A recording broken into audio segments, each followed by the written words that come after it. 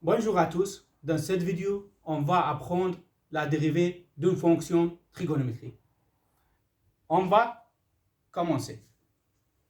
Donc, la dérivée de sinus 5x. D'abord, la dérivée de sinus est égale à cosinus. L'angle 5x fois la dérivée de l'angle. La dérivée de 5x est égale à 5. Et est égal à 5 cosinus 5x. Je dois ranger seulement. Je dois mettre le 5 devant. Pourquoi? Parce qu'on a multiplication. La multiplication est commutative. Donc, maintenant, cosinus 4 x supposons 5. La dérivée de la fonction cosinus 4 x supposons 5 est égale à la dérivée de cosinus est égale à moins sinus. L'angle 4 x supposons 5 fois, toujours à la fin, je dois dériver l'angle. Donc, la dérivée de 4 x supposons 5 est égale à 20 x supposons 4. Le coefficient fois le supposons 4 fois 5 est égal à 20 et je dois soustraire 1 de la supposons. Maintenant, pour ranger ça, je dois mettre la 20 x supposons 4 devant le sinus. Donc, moins 20 x supposons 4 sinus 4 x supposons 5. Si on le laisse comme ça, c'est la même chose.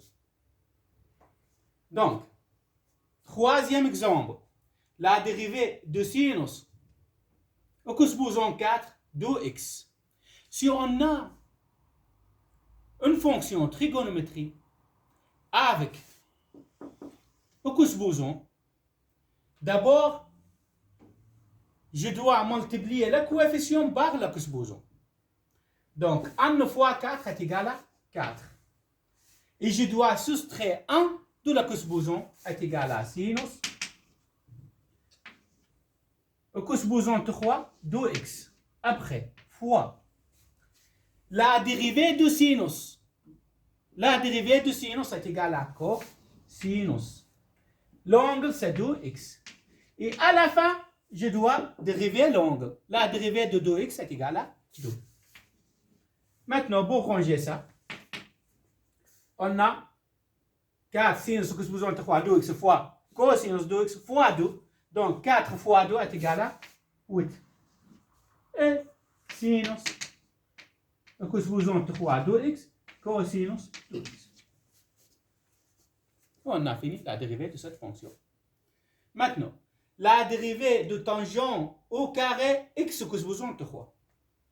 On a maintenant une fonction trigonométrique avec le supposons.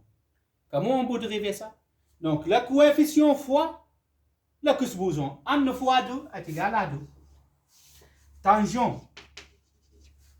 Le supposons moins 1. 2 moins 1 est égal à 1. Donc, tangent supposons 1. X supposons 3.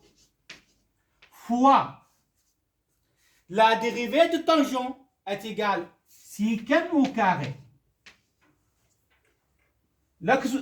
L'angle x supposons 3 fois la dérivée de l'angle x supposons 3 est égale à 3x au carré. Et on a fini la dérivée de cette fonction. Ça va? Donc, je voudrais vous rappeler que le secant est égal à 1 divisé par cosinus x. Le secant x est égal à 1 divisé par cosinus x. On peut remplacer ici. Et celle-là est égale à 1 divisé par cosinus au carré x. X supposons 3. Celle-là, la même, ça. Les deux sont égaux.